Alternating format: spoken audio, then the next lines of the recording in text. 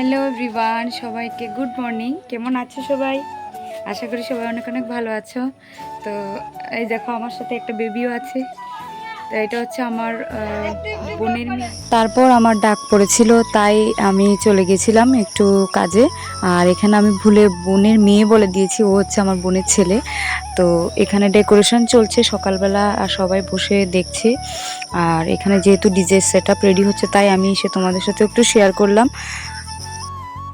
আমি তখন কথা বলতে পারিনি, কারণ একটু ডাক দিয়েছিল, তো সেজন্য। তো এখন আমি স্নান করে এসেছি, কারণ 9টা বেজে যাচ্ছে, বউকে রেডি করাতে হবে। তো আজকে তো ভাইয়ের বউভাত, তো সেই জন্য। তো এখনও স্টার্ট করিনি, খাবো, খেয়ে দিয়ে তারপর স্টার্ট করব। আর এদিকে সবাই আছে, সবাই আরও পরে রেডি হবে। তো যেহেতু বউকে আগে রেডি করাতে হবে, তাই মানে তাড়াতাড়ি খেয়ে তারপর রেডি করাবো।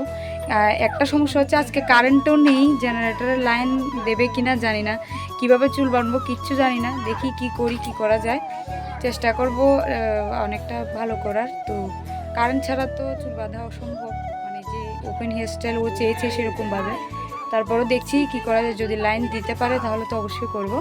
চলো খেয়ে দিয়ে আসি, তারপর পরে আবার।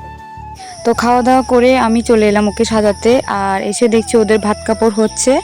আমাদের মধ্যে ভাত কাপড়ের যে নিয়মটা, সেটা নাকি নেই। তো সেই জন্য এমনি ছোট্ট করে একটা অনুষ্ঠানের মতনই করেছে।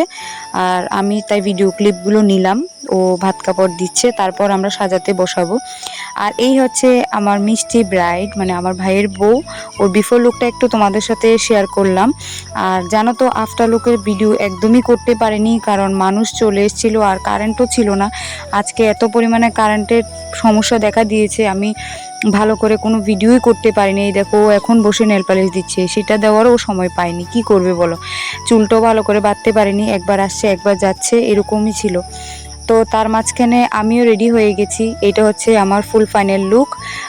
ওকে দেখে কেমন লেগেছে সেটাও কমেন্টের মাধ্যমে জানাবে। আর আমার শাড়িটাও কেমন হয়েছে, আমাকেও কেমন লাগছে সেটাও অবশ্যই কমেন্টের মাধ্যমে তোমরা জানাতে পারো। কি আর করা যাবে বলো? দেখেছো আমার চুলগুলো আমি বাঁধতে পারিনি। তো এই আরেকটা ক্লায়েন্ট, আমি ওকেও রেডি করে দিয়েছিলাম, ও আমার কাছে পার্টি মেকআপ করেছে, তাই আমি ফটোর মাধ্যমে সেটা শেয়ার করলাম। আর এখানে আমরা বাইরে একটু বসেছিলাম, গরম লাগছিল বলে, কারেন্ট তো নেই, কি আর করা যাবে। তারপর শুরু হয়েছে ডান্সের পালা। দেখতে পাচ্ছি সবাই কত আনন্দ করছে। কিন্তু দুঃখের বিষয় হচ্ছে, আমি কিচ্ছুই করতে পারিনি, যেহেতু আমার প্রেগনেন্সি চলছে। তো সেই কারণে আমি ডান্সও করতে পারিনি। ছোট থেকে শুরু করে বড়রা, বয়স্করা সবাই অনেক আনন্দ করেছে, আমি মিস করে গেলাম। সত্যি অনেক খারাপ লাগছিল। তো কি আর করা যাবে, এই ভাইয়ের বিয়েটা না হয় এভাবেই কাটালাম, আবার কোনো ভাইয়ের বিয়ে হলে অবশ্যই নাচবো। তো এখানে দেখতে পাচ্ছ, যারা দেখতে পাচ্ছ এর মধ্যে আমার ভাইয়ের বাবাও আছে, মানে শ্বশুর শাশুড়িও আছে, সবাই নেচেছে।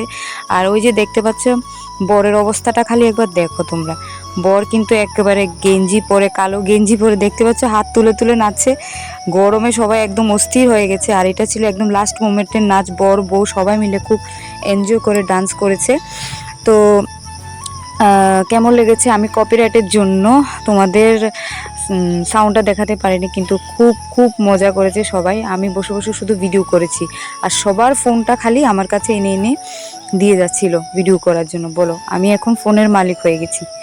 তো কি আর করা যাবে, বসে বসে দেখছি। আর এই ছিল বৌভাতের একটা ছোট্ট ভিডিও। দেখা হচ্ছে নেক্সট আরেকটি ব্লগে, ততক্ষণের জন্য টাটা।